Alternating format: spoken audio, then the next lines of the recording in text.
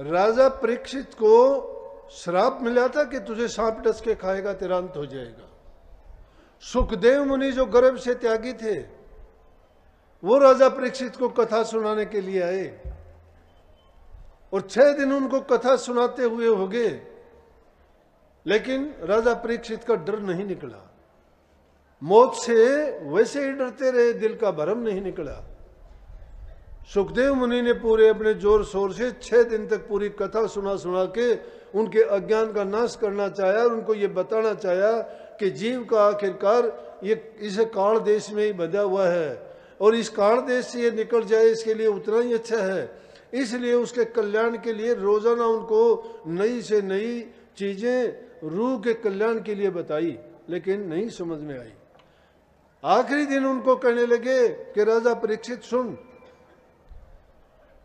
कहने लगे हाँ जी बोलो। बोले कि एक बार एक राजा था, वो राजा शिकार के लिए गया। शिकार के लिए गया तो जंगल में जाके रास्ता भटक गया। राजा परीक्षित बड़े गौर से सुनता रहा। बोले हाँ जी।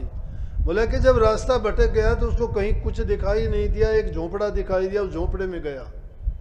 झोंपड़े में जाके देखा तो एक बहेलिया जो बीमार हालत में था वो उसमें बैठा हुआ, और उसमें बैठा हुआ एक तरफ उसने अपना पखाना करने की भी जगह उसी में कर रखी।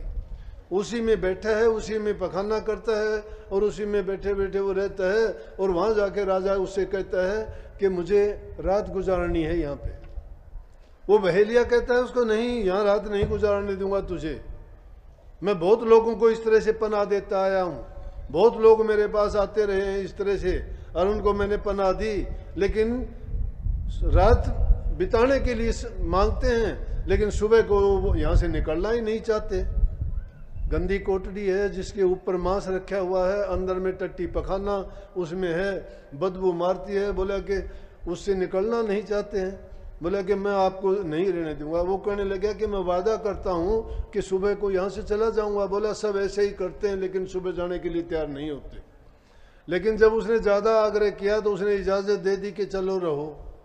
बोले अगले दिन सुबह उठा तो राजा ने भी वही किया। उससे कहने लगा मैं तो यहीं रहना चाहता हूं, मैं नहीं छोड़ना चाहता, मेरा मन लग गया इसमें। बोला कि बोल राजा परीक्षित। बोला वो क्या राजा था, बेवकूफ था वो तो। बोला कैसे? बोला उस गंदखाने में क्यों रहना चाहता था?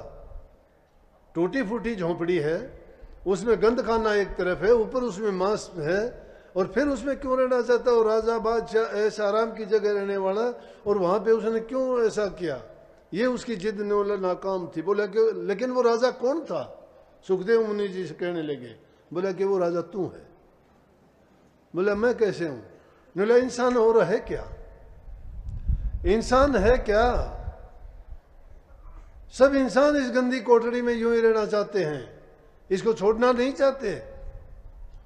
तू भी शरीर से बाहर नहीं जाना चाहता जबकि तेरा दिन आखिरी वक्त आ चुका है, और तू कहता है कि मैं शरीर को, ये हार्ट का पिंजरा इसमें है क्या? ये रूह बेचारी कैद है, इसी में गंद खाना भरा है, इसमें मांस मिट्टी ऊपर रखी हुई है, झोंपड़ा है ये।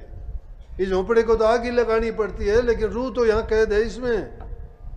और ये बात सुनी राजा परीक्षित का भरम जाता रहा, और वो 7वें दिन तैयार हो गया कि अब मैं निर्भय हूं, अब मुझे कोई परवाह नहीं, अब मैं इस दुनिया को छोड़ देना चाहता हूं कि वाकई में ये रूह इस दुनिया में दुखी है, कैद है।